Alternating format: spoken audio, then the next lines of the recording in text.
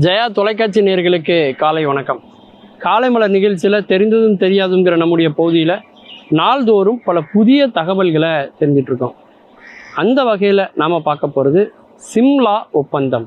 இந்தியாவில் இமாச்சல் பிரதேசம் அப்படின்னு சொல்லக்கூடிய ஒரு மாநிலத்தினுடைய தலைநகர் சிம்லா. அந்த சிம்லாவில் ஒரு ஒப்பந்தம் கையெழுத்தாகுது.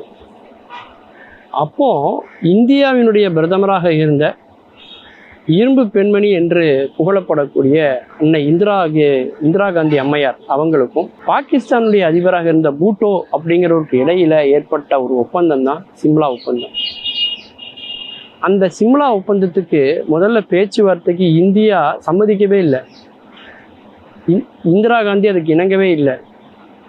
பாகிஸ்தானினுடைய ராஜதந்திர முயற்சி, அந்த பூட்டோவினுடைய பேச்சு சாமர்த்தியம், அவர் என்ன பண்ணுறாரு, தன்னுடைய பழைய கூட்டாளியான பழைய நண்பனான ரஷ்யாவினுடைய துணையை அவர் நாடுறார். நாடி ரஷ்யா கொடுத்த அழுத்தத்தின் காரணமாக இந்த ஒப்பந்தத்துக்கு இந்திரா காந்தி அம்மையார் சம்மதிக்கிறாங்க. இது 1972 நடக்குது. இந்த சிம்லா ஒப்பந்தத்துக்கு எது காரணமாக இருக்குது அப்படின்னு பார்த்தீங்கன்னா, பாகிஸ்தானில் கிழக்கு பாகிஸ்தான் மக்கள் அதிகம் பேர் வங்க மொழி பேசுகிறவர்களாக இருக்கிறார்கள்.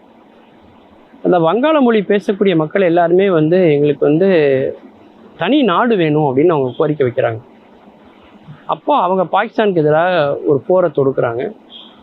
அந்த போரில் இந்தியாவினுடைய நிலைப்பாடு என்ன அப்படின்னா, அந்த பங்காளிகள் அப்படின்னு சொல்லக்கூடிய அந்த வங்க மக்களுக்கு ஆதரவை இந்தியா தெரிவிக்குது. அதனால் பாகிஸ்தானில் கிழக்கு பாகிஸ்தான் பார்த்திங்கன்னா வங்காள தேசமாக வங்க தேசமாக பிறக்குது 1971. அப்போ இந்தியாவுக்கும் பாகிஸ்தானுக்கான உறவு ஒரு மிகவும் மோசமான ஒரு நிலையில் இருக்குது. அப்போ இந்தியாவுக்கும் பாகிஸ்தானுக்கு இடையில் அந்த போர் வருது. வங்காளத்துக்காக நாம் பாகிஸ்தானோட சண்டை போடுறோம். அந்த போரில் இந்தியா பார்த்திங்கன்னா 5000 சதுர மைல்கள் பாகிஸ்தானை நம்ம பிடிச்சிட்டோம்.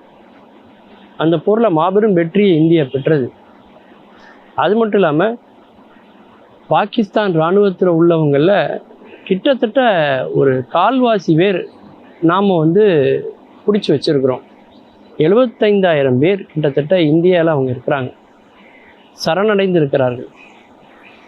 இப்படிப்பட்ட சூழலில் இந்த ஒப்பந்தத்தில் நாம் கையெழுத்து போட்டதுனால நாம் பிடித்த அந்த 5000 சதுர மைல்கள் தூரத்தையும் பாகிஸ்தானுக்கே திரும்ப கொடுத்து அவர்களுடைய இராணுவ வீரர்கள், படை வீரர்கள் அத்தனை பேர் மீது எந்த விதமான விசாரணையும் இல்லாமல் மீண்டும் அவர்கள் நாட்டுக்கே நம்ம திரும்பி கொடுக்குறோம்.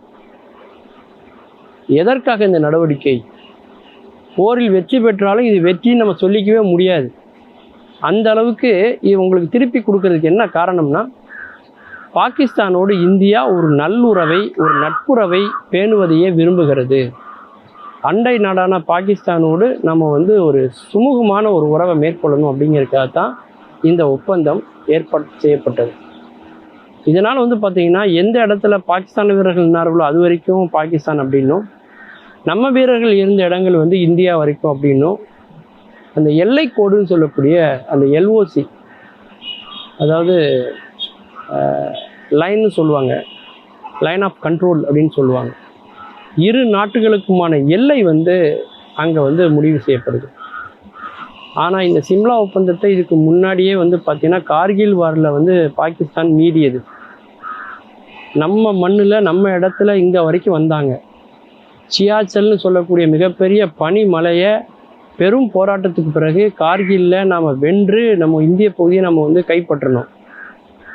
அப்படிப்பட்ட சூழலில் இன்னைக்கு பாகிஸ்தான் அரசாங்கமே நாங்கள் இந்த சிம்லா ஒப்பந்தத்தை இனிமேல் நாங்கள் பின்பற்ற மாட்டோம் அப்படின்னு அவங்க சொல்லியிருக்கிறாங்க. இரு நாடுகளுக்கு இடையே போர் ஏற்படுவதற்கான ஒரு பதட்டம் ஏற்படுவதற்கு இது ஒரு மிகப்பெரிய ஒரு காரணமாக சொல்லப்படுகிறது. இரண்டு நாடுகளும் நட்புறவை பேண வேண்டும், இரு நாட்டுக்கு இடையில சண்டை வந்துடக்கூடாது அப்படிங்கிறதுக்காக ஏற்படுத்தப்பட்ட இந்த ஒப்பந்தம் இன்றைக்கு மறுபரிசீலனை செய்ய வேண்டிய சூழலில் இன்னைக்கு நாம் இருக்கிறோம். அந்த அளவுக்கு பார்த்தீங்கன்னா அந்த பூட்டோ அவருடைய பேச்சு சாதுரியத்தினால அவர் நம்முடைய நாட்டிலிருந்து அவருடைய நாட்டு வீரர்களை மீட்டு கொண்டு போனார், நிலத்தை மீட்டு கொண்டு போனார். அப்படின்னாலும் கூட ஒரு பரஸ்பர நட்புறவோட அமைதி திரும்ப வேண்டும், எல்லையில் பதற்றத்தை தணிக்க வேண்டும், இரு நாட்டு இராணுவமும் அந்த எல்லைக்கோட்டை விட்டு மீண்டும் திரும்ப வரணும் அப்படிங்கிற ஒரு நல்ல எண்ணத்தில் நாம் கையெழுத்திட்ட அந்த ஒப்பந்தம் இன்றைக்கு ரத்து செய்யப்பட்டிருக்கிறது. மீண்டும் பல புதிய தகவல்களோடு, அதில் அறியப்படாத பக்கங்களோடு உங்களை சந்திக்கிறேன். நன்றி, வணக்கம்.